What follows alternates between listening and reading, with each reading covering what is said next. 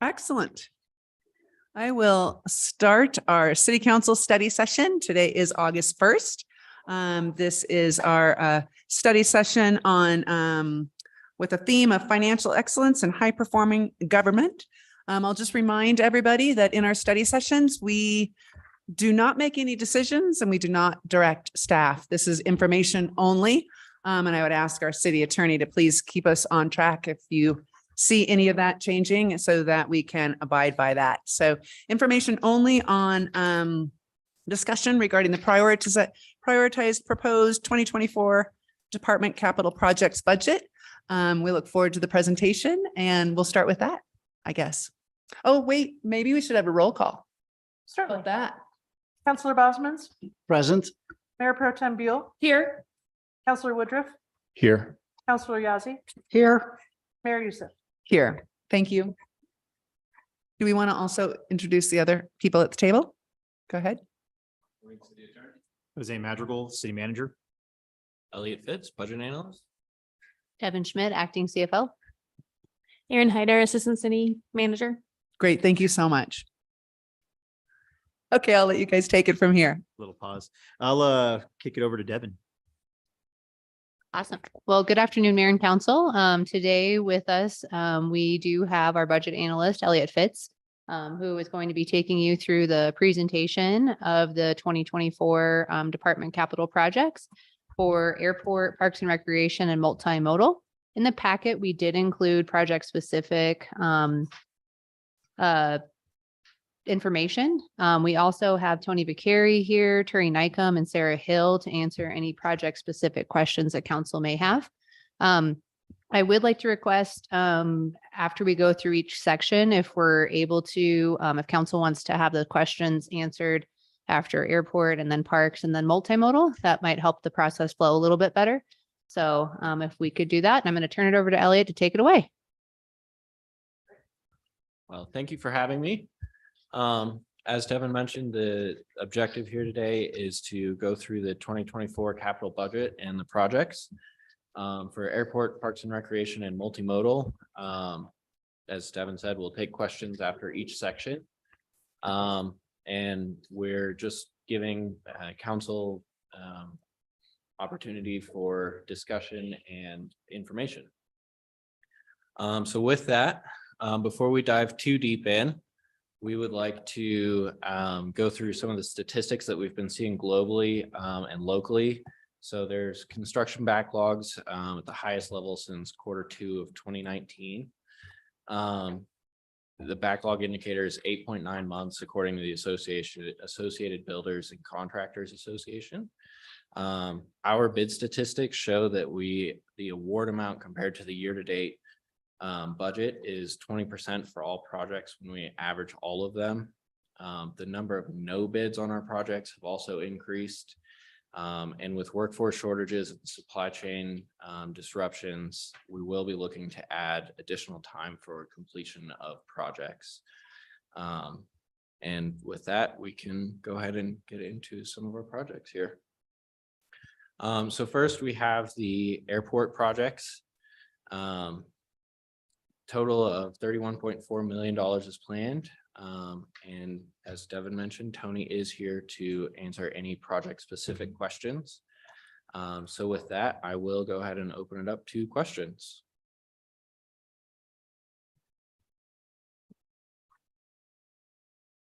No questions? Well, I'm wondering if Tony's here, maybe he could just give us a little brief update.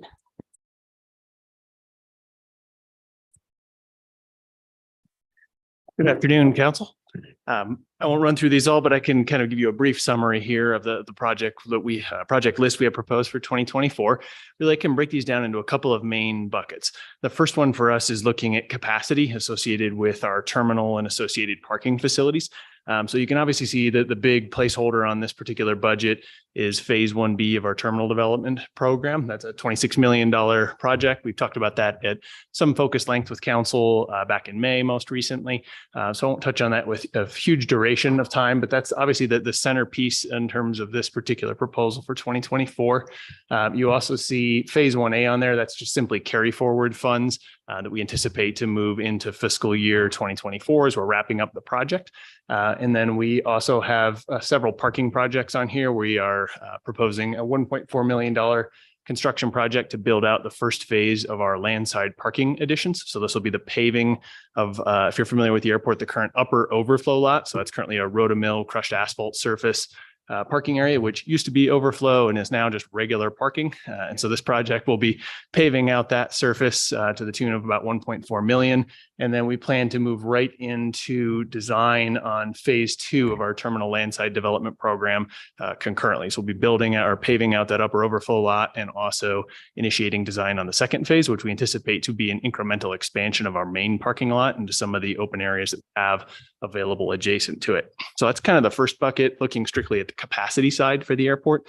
The preponderance of the projects are really maintaining critical infrastructure at the airport, and those fall again into a couple of buckets. One would be pavement maintenance for us. So we have a joint seal project proposed for our commercial apron. That's the area where the aircraft park at the terminal. It's a concrete surface that's in need of joint repair to extend the useful life of that surface. And then you can see 3 asphalt maintenance projects on here, one for our public roadways, which are simply the loop roads associated with the parking and access areas of the airport. Our ARF in mutual aid access road. This is an entry road down to the airport fire station, and then also our credit card parking lot. So these are simple, standard, regular interval pavement maintenance projects where we will come in, clean, crack fill, and seal coat those asphalt surfaces to extend the useful life of each of those.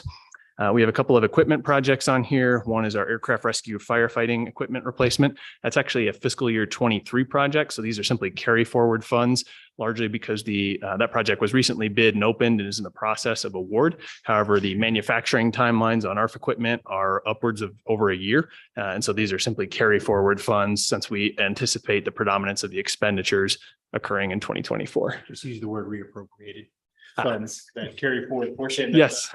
Reappropriated funds.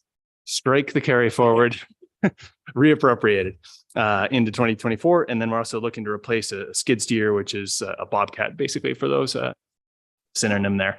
We have aging equipment. Those are both nearing 25 years of age in the current airport fleet. We have 2 and looking to replace those. And then lastly, we have 2 additional projects. One is a replacement of the water storage raw water tank at the airport. So for those that aren't familiar, the airport actually owns, maintains, and operates its own water and wastewater systems. So we serve as a utility. And as part of that, the raw water collection system that we use to collect and maintain water out of the Florida River is very much an aging system. That raw water tank is unknown date of original installation, but sometime circa 1970, and is a failing piece of equipment. We conducted a feasibility study this year, and we intend to replace that with a new above ground tank that can be better serviced and serve the airport water system long term.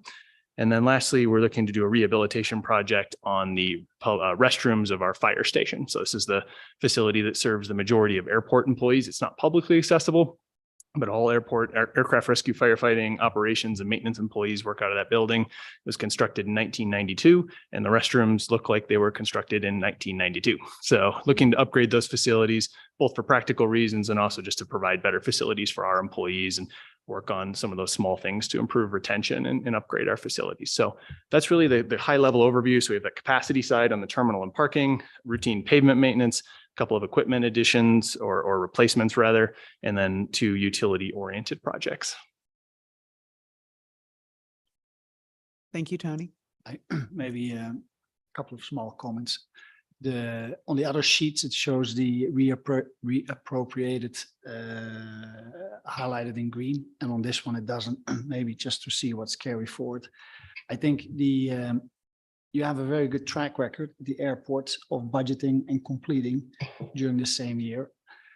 Do you foresee any issues on supply or contractor bids, or like we see in the rest of the city? Yeah, great question. I don't anticipate any challenge. Well, I'm hopeful that we don't see any major challenges relative to the pavement maintenance projects. We've traditionally been able to bid and complete those successfully within current fiscal years. The equipment acquisition, that reappropriation on the ARF equipment is already in progress to be under contract, so I don't foresee any problems there. The skid steer acquisition is relatively routine, so I would anticipate some clean sailing on that front. Utility wise, working with an engineer that did our feasibility study, we don't anticipate the raw water storage tank being a particular challenge. Restroom rehabilitation is a little bit niche. It's a small project. There could be some challenges finding the right type of contractor for that work. So that one, might be one that has a little bit of challenge for us. But then circling back to the bigger capacity projects on the paving side, I anticipate, since we're planning to bid this late this fall and over the winter, that we'll be out in front and be able to secure a paving contractor to work on that upper overflow lot paving project. Feel pretty good about that. And then really the big one, obviously the terminal phase 1B, we do have our construction manager at risk, non-construction under contract already for pre-construction services. And they're committed to getting us a guaranteed maximum price in the spring next year to begin construction in the summer. So we already have our contractor engaged, which is great. There are a fair amount of unknowns associated with phase 1B of the project. We currently just finished design development on the design side for that project, and non-construction is currently soliciting an initial GMP for us to price that out in real world market terms with their subcontractors. So here in the next 3 to 4 weeks, we'll have a first pass on pricing for phase 1B to understand if we need to do some value engineering at this stage of design or scope reductions potentially. I hope not, but we're going to get a real world sense of what that escalation factor has been since they took a first pass at it last summer. So that's going to be the biggest one. Also, the construction duration on phase 1B is anticipated at this time to be somewhere between 24 and 30 months of construction.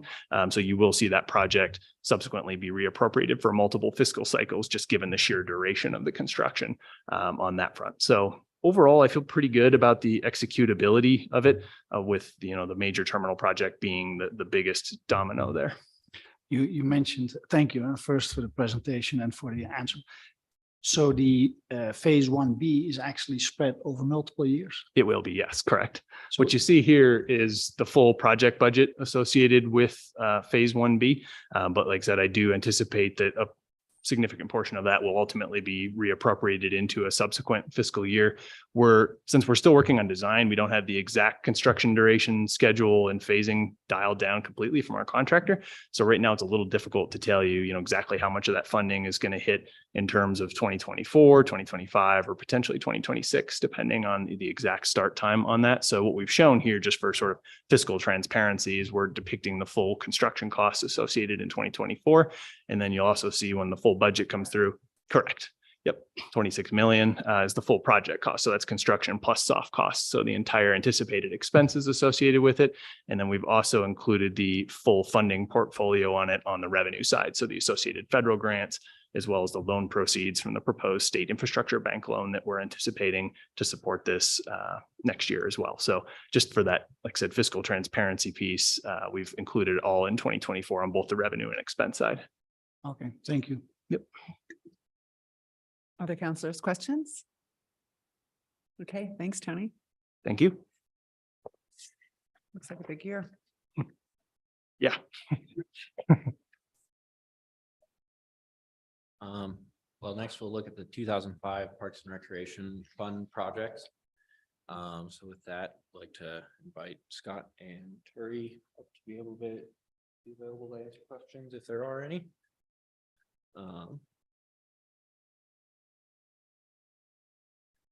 So this is the project summary for the 2005 Parks, Open Space and Trails in 2024. Currently a total of 9.9 million is planned. As Councilor Bosman's indicated, green indicates a reappropriation in 2024 from 2023. And I will add a caveat on to both this and 2015. There will be an update to this with the FAB recommendation at the August 15th meeting. The August 15th meeting. Yep. As part of the ongoing process with building the financial advisory board. So with that, we'd like to open it up to questions. Yeah, do you mind running through this as well? Somebody? Whoever is appropriate. Terry? Sure, we'll start and Scott, feel free to jump in wherever, but with the Smart 160 Trail project, that's from Cell Barn over to Three Springs. We just did recently meet with the landowner that we're trying to work with to get our trail alignment in place. He's going back and redoing some things. We hope maybe within the next month to 2 months, we'll have some more definitive answers and path forward on where that alignment can go. And then hopefully we could get that that center section designed and then out to bid. We do have part of that project funded right now, about $3.2 million. And then we're looking to add some additional funds in 2025. So what you're seeing there is actually the 23 being reappropriated in the 24, and then some additional funds to help complete the project in 25 is what we're looking at as well. The open space acquisition, we have about $1.2 million in reserve or kind of on standby. If a project or a piece of land comes available, we're also adding an additional $400,000 like we've typically done to that pot of money as well. Greenmount Cemetery, we are in the design process right now to upgrade the irrigation system. Right now, it's pretty much a manual system. We have someone walking around almost 8 hours a day, manually opening up valves, closing valves, going to the next section. So we're trying to get that designed and then upgraded so it's automated. We think it'll help with water savings and things like that as well as staff savings. Outdoor pickleball courts is one you're going to see back on August 15th. We did receive bids, which was encouraging that we did receive 2 bids. However, they came in a little higher than what we anticipated. So we are going to be coming to you on August 15th to ask for mid-year appropriation so that we could award that and get that project going. So that'll essentially come off of the 24 budget and come into the 23 year. Parks Trail Rec improvements, again, it's partial rollover and then the addition of $210,000 that we annually add for parks projects. This year, remind me, Scott, we were doing Columbine Road and some improvements on 550 just outside of River City Hall. Was there anything else?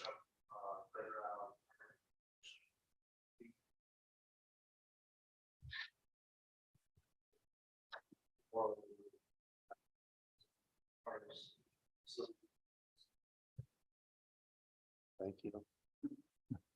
Taking some of the items off or checking off, we had a list there of identified things as very poor, I ranked it. So some of the very poor items that we were looking at, moving one of our irrigation water valves, it's in Highway 550 once for Brookside Park, getting that outside of the highway so it's safer, more convenient for our staff to use. Replacing the roof on the gazebo at Rotary Park. It's an old shake roof. It's in poor condition. One of the items identified was just giving a facelift to the landscaping at the rec center. So phase 1 of just trying to upgrade landscaping there. So, yeah. Schneider Park restrooms, we have 525,000 identified in 24. We are finalizing kind of a standardized restroom facility design. I'm working with a local architect to do that. We are getting our initial cost estimates that right around $200,000 to actually build the facility. Every site's going to have utilities that we're going to have to move around, things like that. That's why we're adding a few extra dollars to these restroom replacements. But that's going to be over at Schneider Park and support the outdoor pickleball courts. Post maintenance, again, Scott, you're going to have to remind me on this one, but this is a carry forward as well. It's a reappropriation, sorry.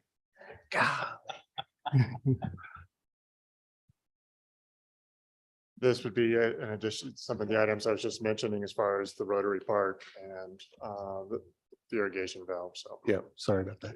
And then Trails 2000 is what we typically give to Durango Trails for support on our trail system.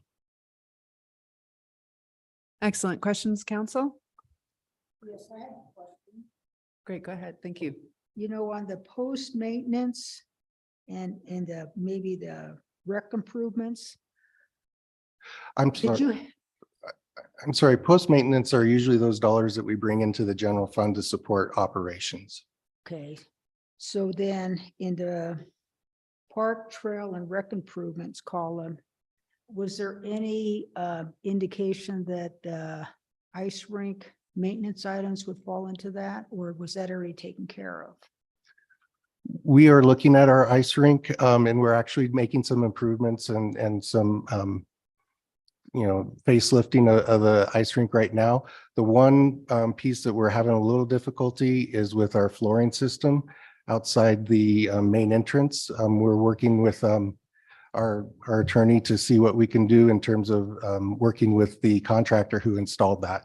But we are going to probably need to replace that flooring system this year before the hockey season. And we might need to come to you. That might be also a mid-year adjustment that we might be asking for on August 15th. But we have met with the hockey program. We have talked to them. We've developed a list, and we're going through and trying to get a lot of those maintenance items taken care of before the season. Other counselors? Go ahead, Dave. Yeah, just because I live in Three Springs and most of my neighbors always ask me about the Smart 160 trail. So it's good news that we're moving the needle on the building owner or the landowner. You said about 1 or 2 months before they will have maybe something finalized. Well, so what they're doing is, and Scott, correct me if I'm wrong, but they're looking at extending a road from the roundabout that was currently installed to to their site, their gravel site. They went out and actually, they're installing that road themselves, but they went out and surveyed it, and they're trying to figure out exactly where that road's going to go. Once they figure out where that road's going to go, then we'll be able to back in and figure out where a trail can go. So they're still trying to do some of that work to get that road alignment, and then we'll be able to back in and do the trail alignment. Anything you want to add on that? Okay, awesome. Thank you. I wanted to talk pickleball, if that's okay with you. It shows here 800,000, and I listened to several of the financial advisory board meetings, and they were presented with the cost for the outdoor pickleball courts of 1.9 million. And then the Schneider Park restrooms, the same, 525,000. Can you elaborate a little bit on those Sure. differences? We went out to bid. The $800,000 is what we had from our engineers. And that was developed maybe a year to 2 years ago. We put it out to bid. The base bid that came in is $1.5 million. The additional $400,000 are for some ad alternates that we were considering that we want to put in, as well as a little bit of contingency that the contract or the bid didn't have. So that's what, unfortunately came in higher than what our engineers estimate. So, yeah. So why are we looking at 800,000?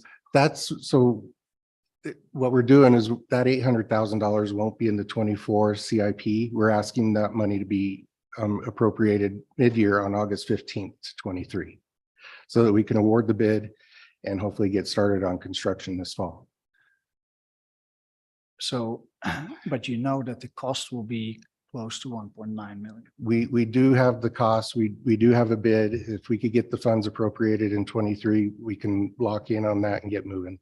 So maybe also for the informational purposes for Dave and Gilda, when we discussed the pickleball courts initially, we had two options: Smithfield and Schneider.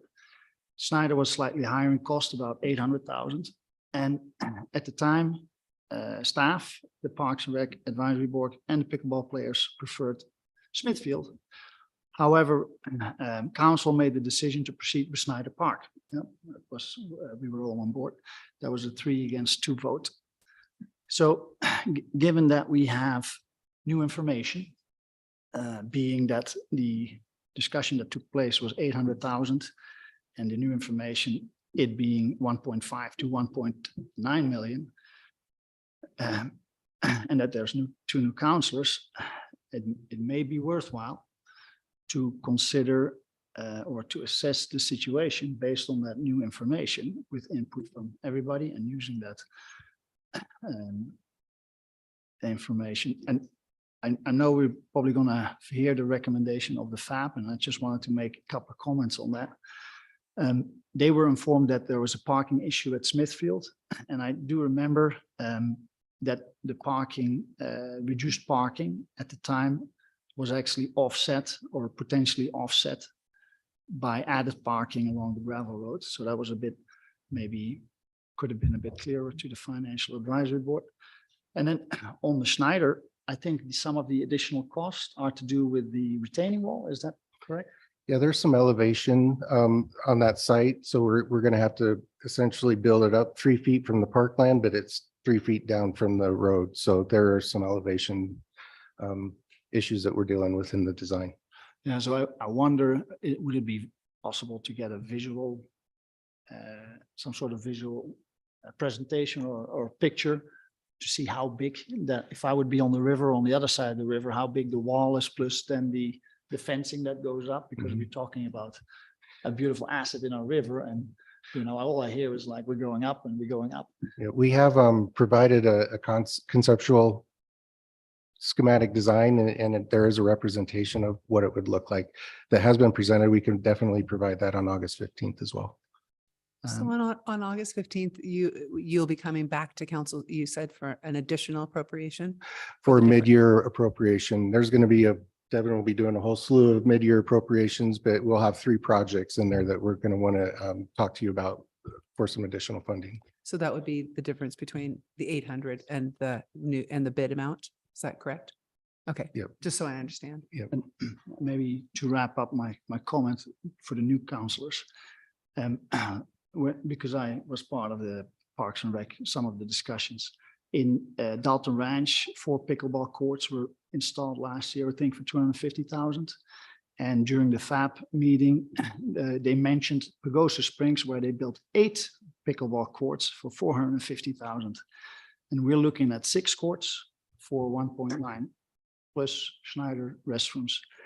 And in the end, it seems we're making this very complex by including many other items and having to deal with site-specific issues. I'm just wondering what the process is if I would want to make, ask for council support to bring this up down for a future study session or meeting to assess. I think at a regular meeting, you could bring that up in several different forms, and I'm happy to talk to you about that at the break if you'd like. Okay. Great. I'll probably do that. Thank you. Okay, just to follow up on that, I've been in touch with Financial Advisory Board, and I have some different information than you do. So potentially if we ever follow it up, and it sounds like we'll be talking about this in detail on August 15th in our city council meeting, which is great, because then we can talk about the details and exactly what it includes. And I would be interested because I did hear details in comparison with Pagosa Springs. And so I have some different information on that that may be helpful for council to hear. So we can talk about that more, but I also have some other questions on the budget. So for the Smart 160 Trail, how much, can you remind me how much it was to do the Animas River Trail North? How much was that project?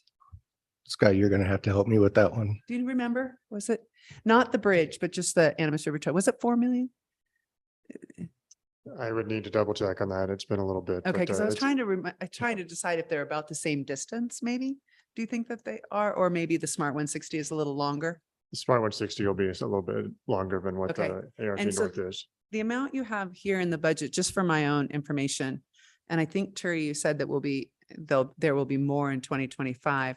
I'm just curious what the entire, kind of what we're anticipating that Smart 160 trail to cost, or what it will cost Overall, looking at 25, we're looking right around $6 million for the whole thing. for the whole thing. Yes. And there are some challenges with this Smart 160 East. There's some elevation gains, some switchbacks, some retaining walls, Right. things like that with this project as well. There always is. And so, and these Animas River Trail North, I think, is a good example. We had a lot of difficulty with some of the neighbors and the retaining wall. And in the end, it is so lovely and beautiful and well used by our community. So I definitely want to see this trail completed. It's Mhm. been part of the project or part of the plan forever. So I'm excited to see that done. And do you think it will be done by 2025? Yeah, we're really Not, I honestly, Yeah. I can't tell you definitively we'll have it installed by 2025. We're kind of at the mercy of the landowner and getting that trail alignment put in place. Once we get the trail alignment, then I think we'll be pretty comfortable doing the full design. But then we'll have to go out to bid and there's construction after that, of course. Oh, right. And it's really the gravel pit that is kind of holding us up right now. And we just met with Mr. Gilliland within the last month, and we had a great conversation with him. He's very interested in seeing this trail go through Good. and develop. So I don't think there's opposition from the landowner.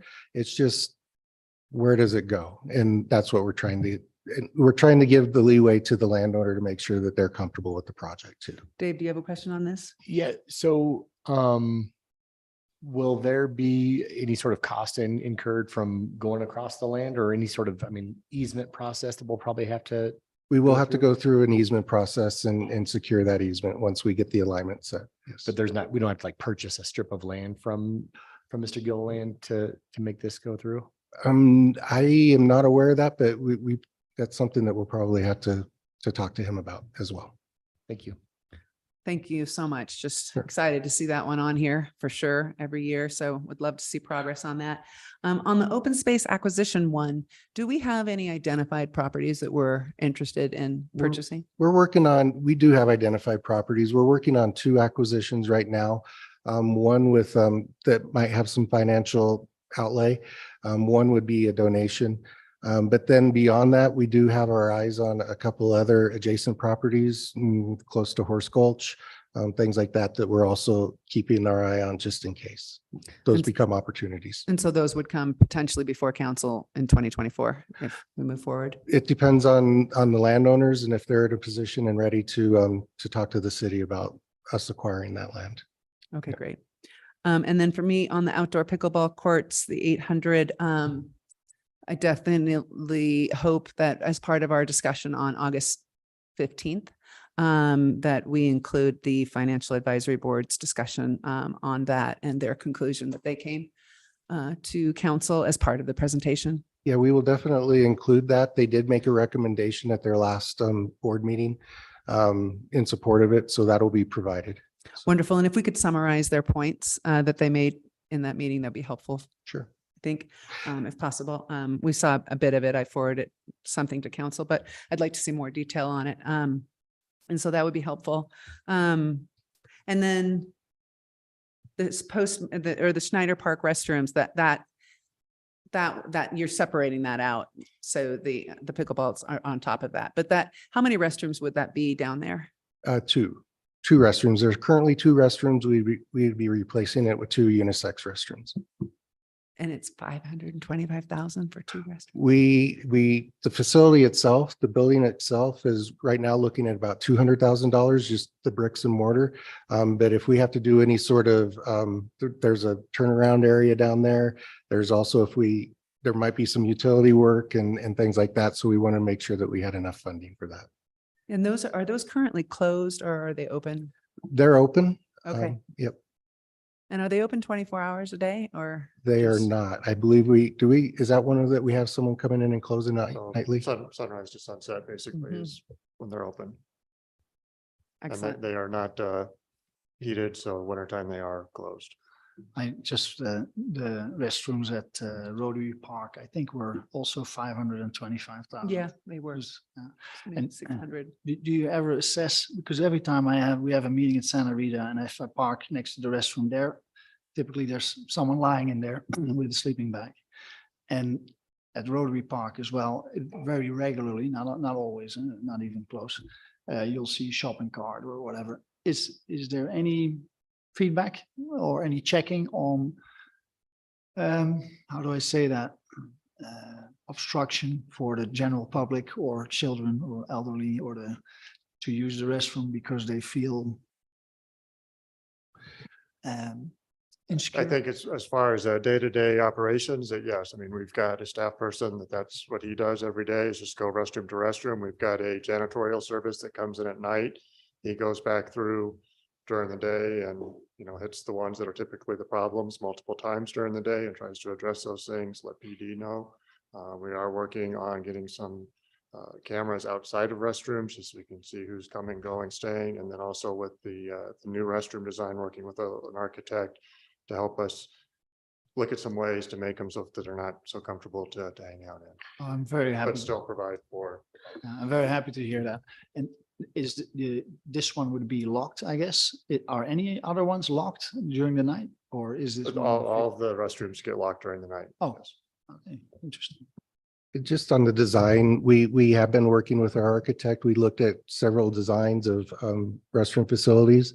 And things that we're doing, we're moving, hand washing station outside of the bathroom area, out to the outside area. Just so that you could kind of keep that public, things like that. So we're trying to design it so that we will hopefully have less people stationing themselves inside the bathroom and staying there. Yeah, there was, I'm not sure if this is a while ago, we had a discussion on the powerhouse, I think, using the restrooms, having restrooms at the powerhouse also accessible to anybody. But that's probably too far away. I'm just visualizing. Or is that something you're also evaluating? The use of a public restroom in a building versus a separate restroom? To my knowledge, those restrooms are accessible to the people using the trail and things like that. So No, but now it's still a trailer, I think, yeah, or it's kind of near the powerhouse facility, but people can go over and use those from what I understand.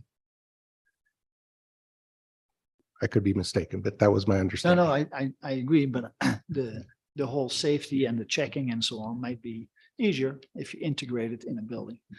Oh, Great. Thank you. Any other questions? Thanks so much, Terry. Are you also on for Parks and Rec? for 2015, yes. 2015, yeah.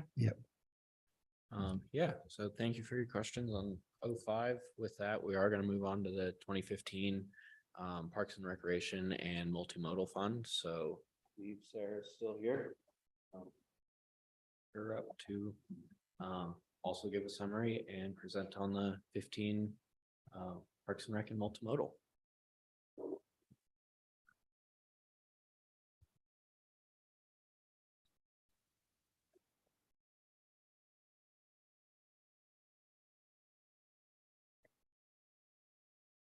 You want me to I'll just start with Parks and Recreation. So Durango Mesa Park, we are actually doing a tour next Tuesday. Excited to get you out there and show you what's happening. We have been spending some money this year. We're putting in 6 miles of trail that will connect down to Horse Gulch. So those are coming along nicely. We are finishing up some design work on some of the road and infrastructure. And then the design for the bike park is in process. So a lot of work is being done right now. $4.3 million is what we have for the entirety of Parks and Recreation portion of Durango Mesa Park, which includes what we've been already doing. But we're adding $2 million. We have $2.3 million already appropriated. We're adding $2 million in 2024 to get us to the $4.3 million. And that's to build out the bike park. We're planning a disc golf course and dog park up there as well. And then Durango Mesa Park will also be, the foundation will also be doing the road improvements up to the top and the intersection improvements. So that's Durango Mesa Park. Chapman Ski Hill is another one that will be coming to you on August 15th. This is another one that we want to move funds from 24 and push it up to 23. We did receive some quotes from lift providers as well as lighting providers. We had this project split in between 2023 and 2025. We were going to do the small lift first and then in 25 do the large tow. But we want to combine that project all in one project and do both tow lifts and then do the lighting project all in 2024. We have those bids in hand. So the $3.1 million will pay for what work we're looking at. So again, we're going to come to you on August 15th and kind of run through that project a little bit more in depth. Santa Rita Park to Albertsons. There's three trail renovation projects on here: Santa Rita Park to Albertsons, Santa Rita Park to County Road 210, and Demon Bridge to 29th Street River put in, or 29th Street. Those are all in design right now. Scott, remind me, we're about getting close to 60% design on the first two projects. The first project that we want to get going is the Santa Rita up to Albertsons. That one's, like I said, almost at 60%. Once we get that fully designed, we want to get that out to bid hopefully this fall. The other two projects involve bridge replacements. Initially, it was just trail renovations, but we had an engineer come out and assess those two bridges, the Demon Bridge down here by the Recreation Center, and then what we call a low bridge south of Santa Rita. It was determined that we should take a look at those and probably replace those. So that's what we're proposing in these two projects as well. Let's see. Going down to the next, Parks and Rec, Lake Nighthorse, the $1.2 million is for the entrance station. We should be receiving bids on that within the next 2 to 4 weeks. And we should have good costs dollars, and hopefully we could come in under budget and get that one signed off on and going forward. Animas Trail Rehab, now that we talked about that one. Recreation Center improvements, we put about $200,000 aside every year for a recreation center. This year we did the solar and the roof project on top of the recreation center. Next year we are proposing to do a roof replacement over at Durango Gymnastics and some fitness equipment over at the recreation center. And then looks like the Lake Nighthorse Flap Grant. That $130,000 is for design work for the road between the entrance station down to the beach. We have, I believe, about $4 million in 2025 to actually do the project. And that is supported by about a $4 million Federal Lands Access Program grant. And that design work is, we're at 15% design. We should be at 30% here in the next month or two. So. Thank you so much, Terry. Mhm. Questions, council? Oh. I have some, but you want to go ahead? Well, was this the whole list or were? Multimodal will be going So as well. I'll wait You until. wanna- Oh, sorry. Yeah, go ahead, please. Yeah, sure. I'm happy to go ahead. So we have, first on the list is the RUSA connectivity project. And this is a bicycle pedestrian facility improvement project on RUSA from 9th Street up to El Paso. And it also addresses crosswalks and safer crossings at Avenida del Sol and the cemetery intersection there in El Paso. So we're about 95% design shelved on this project. This was a 2016 project that just wasn't prioritized for funding over the years. It has now, just due to the safety impact and the importance, it's been prioritized for funding. We're asking for reappropriation for next year because there was a bit of a delay with CDOT contracting. So we're going to do a refresh of the design that we have. We need to redo our environmental clearances. And then this amount will include construction next year as well. So in addition to the amount listed here, we also have a $948,644 grant from CDOT for that project.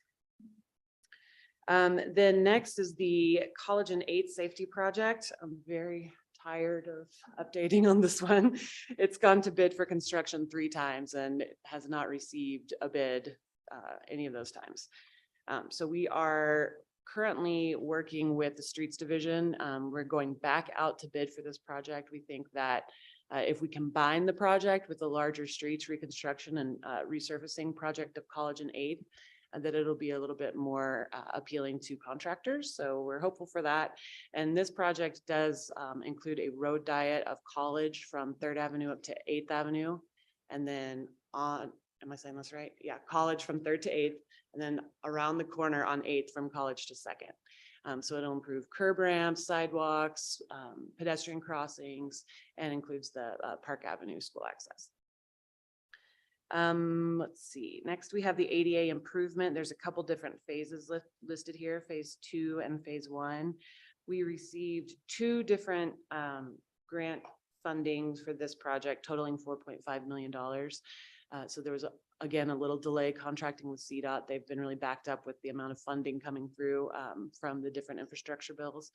So we ended up combining these two phases into one. So we're going to be doing the entire corridor design, and that is access for pedestrians to every single transit stop on North Main from 17th Street up to Animas View Drive. So it includes the access to the transit stop, 1,100 feet in either direction of the transit stop. So we're basically going to touch every sidewalk along the way and improve curb ramps as well. Junction Street Traffic Calming Project. This is currently out for bid for design. Is that right? Yes. So we are out for bid on the Junction Street project, and that's traffic calming from 2nd Avenue to city limits at Dulles Mountain Park on Junction. Camino Crossing, you're familiar with this one. The design has been pending just due to waiting to see what happens with the River City Hall campus. And we will be moving forward once, once that is settled. Downtown Next Steps. We're asking for phase 2 of the design. If you remember, when we went to bid for design of this project, they came back at $1.2 million. So council approved phased design. We're currently under the first phase of design, and we're addressing all of the surveying, inventory analysis, stormwater, sewage up front in this first portion of the design, plus 2 blocks. The first phase will be coming back with a mid-year adjustment request with the list of projects. And then we're moving forward with the request for phase 2 of the design. West Park Avenue Traffic Calming. This one is a design on, it's Fassbinder Park, correct? Is that right? On West Park. So it's the Triangle Park there, Fassbinder, addressing pedestrian bicycle connectivity, crosswalks, and we are out to bid for that project currently. And then the Midtown project, you should be pretty up to date on this one. Devin gave an update at a recent study session. We are on schedule for Midtown and just asking for continued reappropriation to finalize the design of this one. We're taking our time and making sure that the public process is really thorough and that we make sure we're addressing all the concerns. And then 32nd Street Traffic Calming. This one, we are at about 95% design, and this reappropriation amount of about $65,000 is just the bidding package for next year. So we'll go to bid for construction or get our bid package together. And then I think we have it scheduled for a 2025 request. Any questions? Questions, counselors? I have quite a few. Do you guys have any questions? No questions? So let's start with the Parks and Rec ones, and then we'll go to multimodal. So I'll start then on Parks and Rec for the Durango Mesa Park. So we're budgeting another basically 2 million from what I heard for Yeah. 2024. This was a 3-year project. Right. We put monies aside in 22, 23 and planned 24. for 24. Yes. Right. So this is the addition. This is the total amount, but there it's an additional 2 million or something, or 2. Correct. I can't Yes. remember. Okay. Do we have anything specific for that portion? Because I know we were helping with infrastructure. Yes, so we're doing design work right now, which we're using some of these funds for. But these funds will mainly be used for construction of the bike park, disc golf and dog park, things like that. But they're doing the bike park now, correct? Or, They're designing the bike park right now. but they're also building trails. Yeah, we also did include some trail connectivity between Horse Gulch and Drake Okay. Park. Yeah. So bike park, okay. For the Chapman Ski area, so it's for the 2 rope tows, which is exciting, very exciting. And just a little bit of background on those rope tows, just for me and for my knowledge. It's so, do you know when those were originally built? All I know is they should be in a museum. Yeah, yeah, I mean, I clearly, Yeah. I mean, it's so I would Scott, you might imagine. have an idea, or Kelly?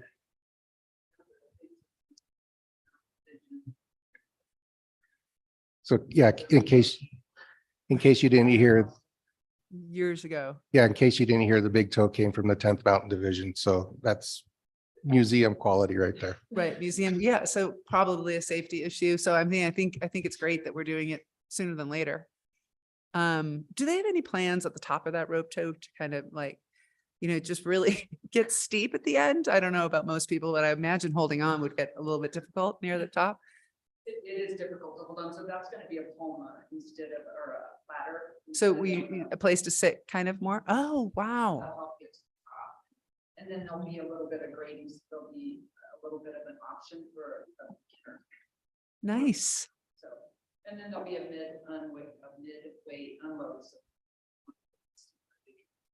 And all this is included in the 3 million, lights. including lights. So this, okay. Yeah, this is great for our community. That's awesome to see in there. Okay. And what was the Lake Night Horse 1.2 million for 2024? That's for the entrance station. Entrance station. It's out to bid right now. We should get those bids in the next 2 to 4 weeks, and hopefully we can move forward. It's in here because we know we're not going to complete the project this year, so it's more or less reappropriating some They have funds. a current entrance station of some sort, don't they? I mean, There is a current entrance station. There's some safety issues. The toll booth or the booth is pretty far up, kind of closer to County Road. So we get a lot of queuing issues where Right. people are queuing out onto County Road. So we're moving that booth further into the Okay. entrance area. And then we're also going to be installing a watercraft decontamination, a permanent watercraft decontamination area, which will be housed in a building. So Will that watercraft decontamination center, would that be part of the one that's already existing, that the CW is CWP a part of all of this at all? yeah, so we're actually taking the design that they have over at Ridgeway State Park and going to use it over here at our entrance station. Right now, we just have kind of a portable temporary decontamination unit that is hard to maintain the temperatures and everything like that. So being able to put it in a facility, get a permanent structure and get a permanent decontamination unit will be great. That's awesome that there's gonna be a permanent facility.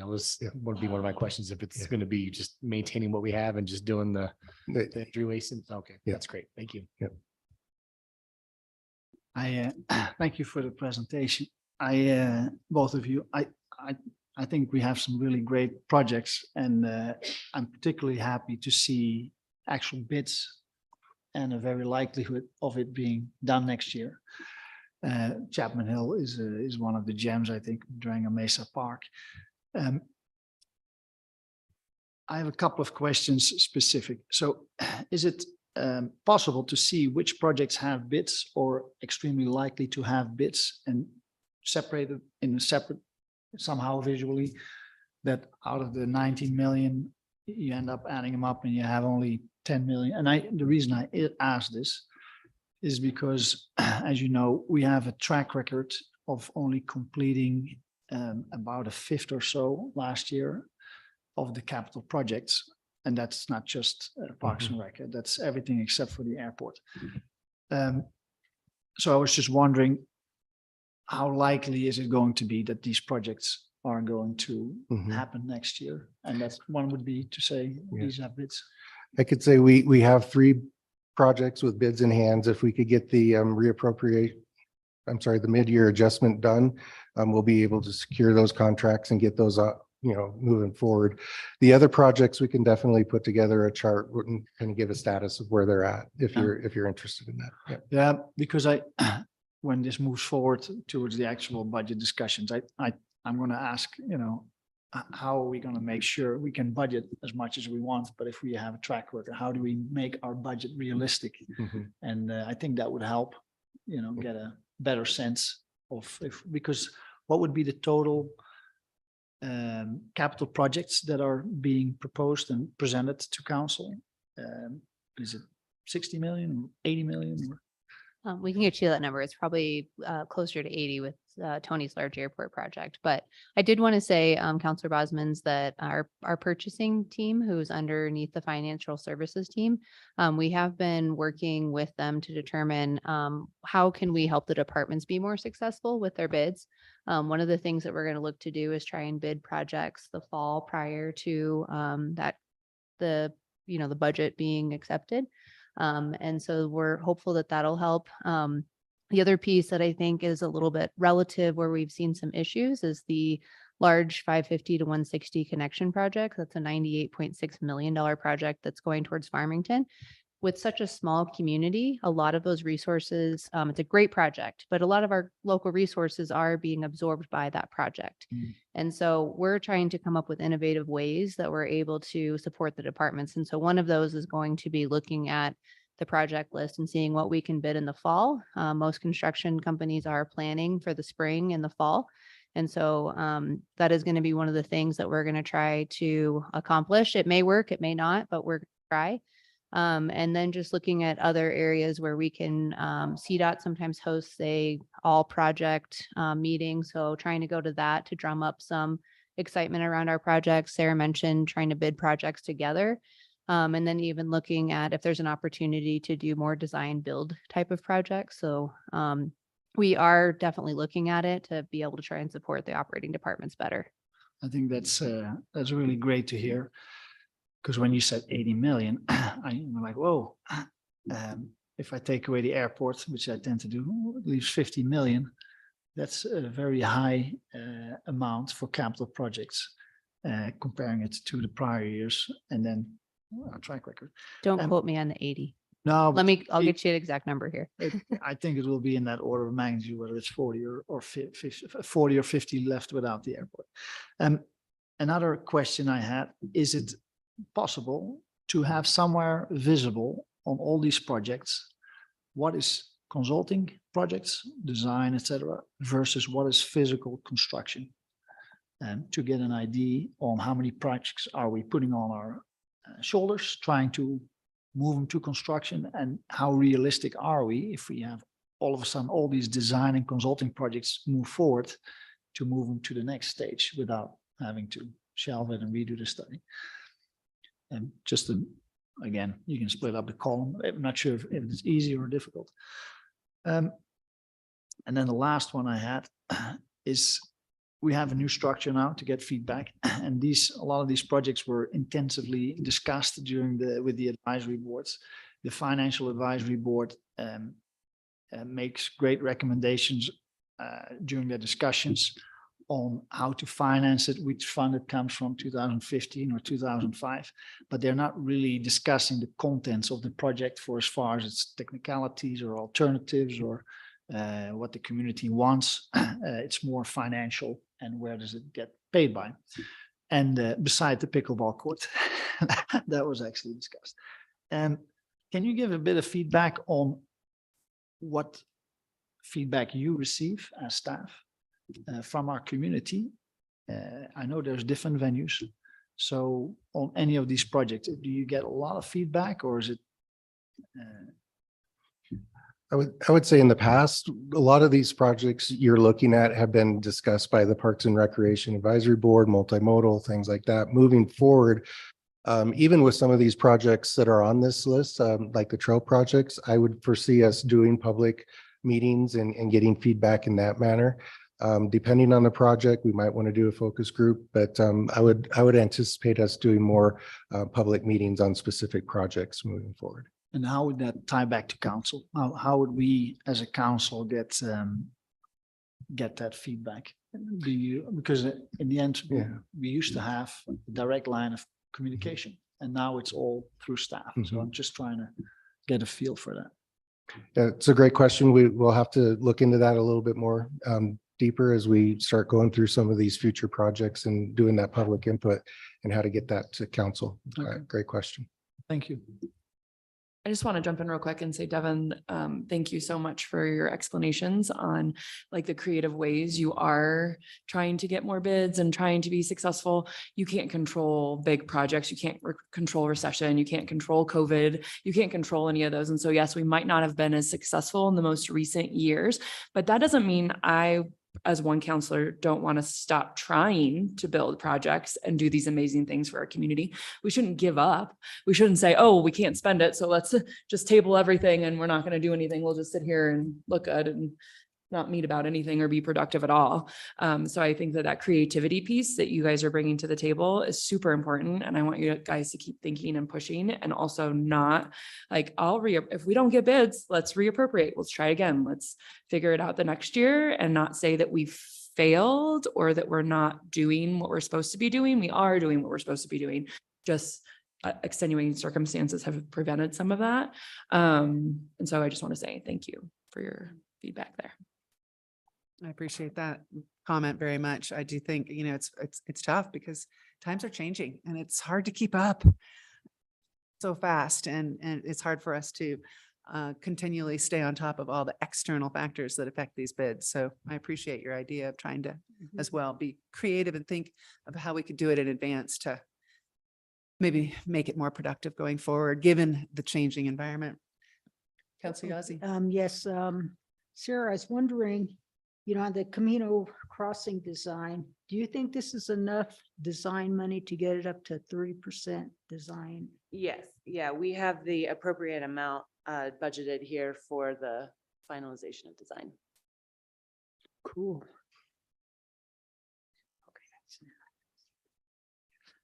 Any other questions? Also, I was going to ask a couple questions on the multimodal. Any other questions on Parks and Rec?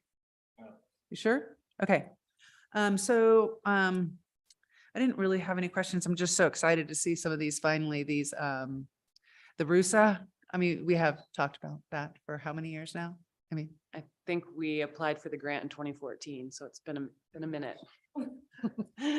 So long. And it's such an important road to, I think to get improved with sidewalks. Also, I can't wait to see the upgrades to the Adams River Trail. We've talked about that for a while too. All these are hard. I mean, I think I would just add that, with almost 20 million in projects here just for the 2015, we're going to potentially have really busy staff and really busy years. So I guess one question I just would ask all of staff is, clearly if it's on the budget, we think that we have the manpower to manage all of this, correct? Yes, we do.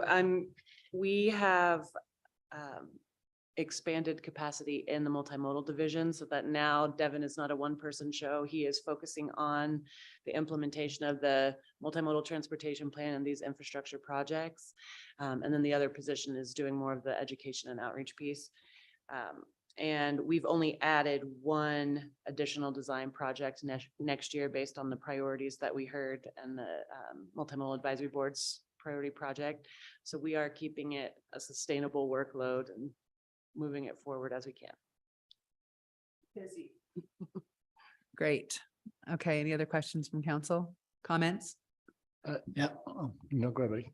Yeah, maybe can you give a little bit of a explanation on the downtown next steps? Because I think that's a hot topic in our community. Sure. I remember we had the concepts and then the concepts were high level concepts because they didn't, if I remember, they didn't take into account turn radius and the bulb outs were. And then as a council, we approved the phase 1, which are all the survey work. So what does phase 2 include and which direction are we going and what to expect after completion? Great questions. Yeah, thank you. So like you said, Community Development Department did have a very extensive public engagement process for several months. There were surveys, public meetings, design charrettes, really just getting feedback from the community of what they wanted, how they envisioned downtown. So like you said, we came away with pretty high level, broad conceptual design of what downtown could look like from 5th Street to 14th Street, just on Main Street. So then council did direct us to you did budget for the design, moving forward for the design. We went to bid for design.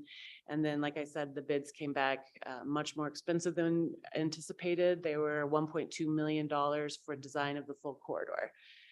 So we have split it up into 3 different design phases. And phase 1 was approved to do all of the surveying work, all of the utilities work, all of the site inventory up front, sorry, and then do the standard setting of the design for 2 blocks. So that's how much funding was available for that first phase of the design. So based on number, variety of projects that are ongoing and kind of unknown at this point, looking at the 9R admin building, looking at River City Hall, the Midtown project, we decided that we would start designing on the south end at College Drive. And it's also a little bit more visible. There's a lot more impact to people there. So we're going to be designing from College to 8th as part of the first design phase. And a lot of that upfront legwork is going to be done as part of this design phase number 1. So going back to the community again about what do we want this to look like? We are going to be expanding sidewalks, looking at the treatment of trees, addition of trees, just really how the community envisions it and what it looks like. Sorry. So we will be moving along the corridor from 8th Street with design phase 2. And since so much of this design funding for phase 1 were upfront surveying costs and things of that nature, we'll be able to go a little further with actual roadway design in phase 2. So we'll have more blocks designed as part of phase 2. And we're still anticipating that $1.2 million total design phase is enough funding. So is it about 400 each for each phase? Yeah. And then, so you'll have phase 3 in 2025? That's the intent, yeah. And then we will also stagger construction, so it's less impactful to downtown and less impactful to the businesses. It'll be phased construction, starting from the south and working our way north.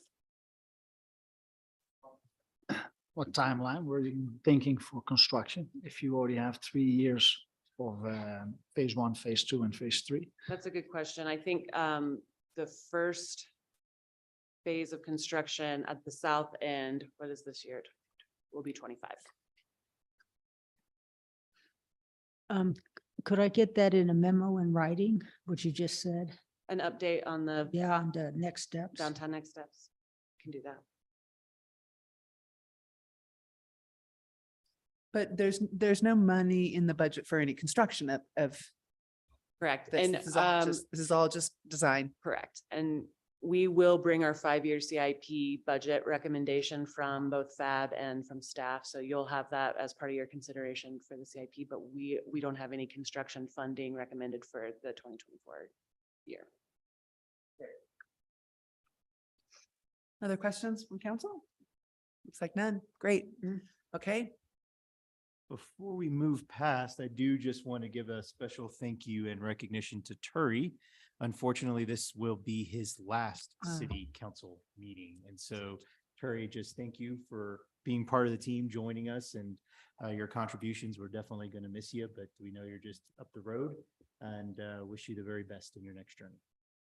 Great, thank you.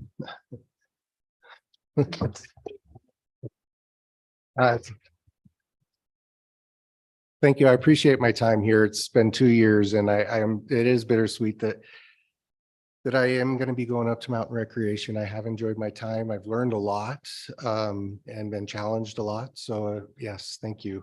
But when a push comes to shove, family just is calling. Thank you. Yeah. Thank you so much, Turi. You will be missed. You were a helpful part of the team. I'm glad that you were able to join us for the time that you did. Thank you. So does that conclude the? This does conclude our presentation for the 2024 capital projects. So Excellent. for Thank your you. time. Then one of the things that I did not do at the beginning of the meeting was review the agenda for the next meeting. I believe this is for August 15th. Is that correct, Jose? This is for the city council meeting for August 15th. Yes, ma'am. So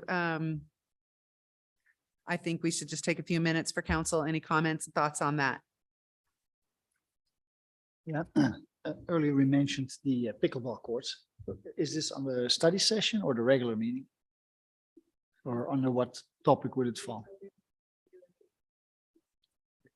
Yeah, so the request for mid-year reappropriations will be on the regular meeting. And that would be the reappropriation for the additional funds for the study and design. Yes, yep, so Okay. it'll be our mid-year adjustment. Okay, so, all right, I appreciate that.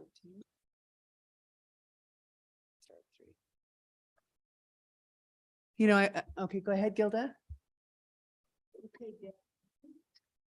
Okay, Devin, since you're here and you can probably answer this. Okay, so we're going to do the mid-year readjustment and that will be in a column here with the appropriations from the previous year.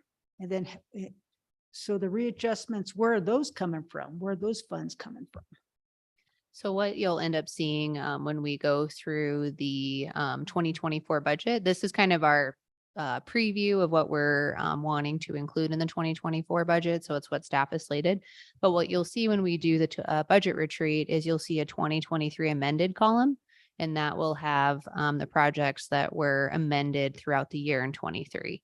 And then you'll watch that all flow through there with the fund balances and the revenues included in that piece. So Okay, it's kind of a preview to understand the appetite of where council's at on some of the projects, if we can provide any additional information prior to budget retreat.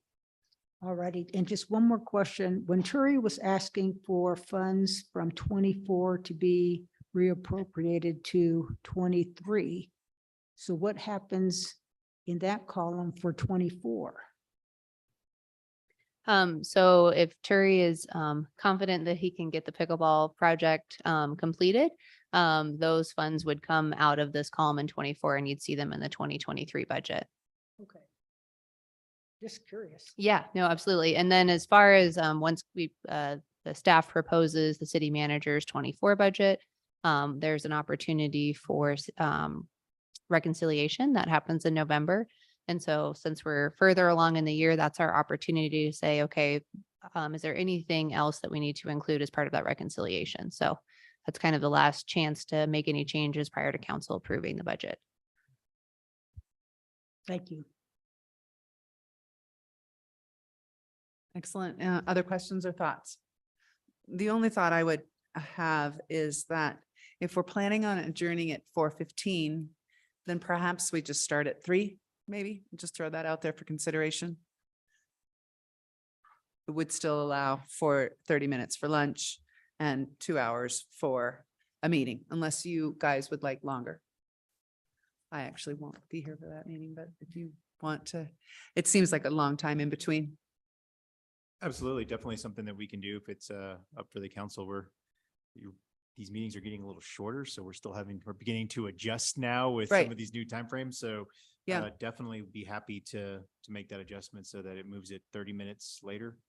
Right. So I think it- start at 2:45. I think we're starting to get a handle on the fact that it's information only. Absolutely. And that we are not providing direction in this setting.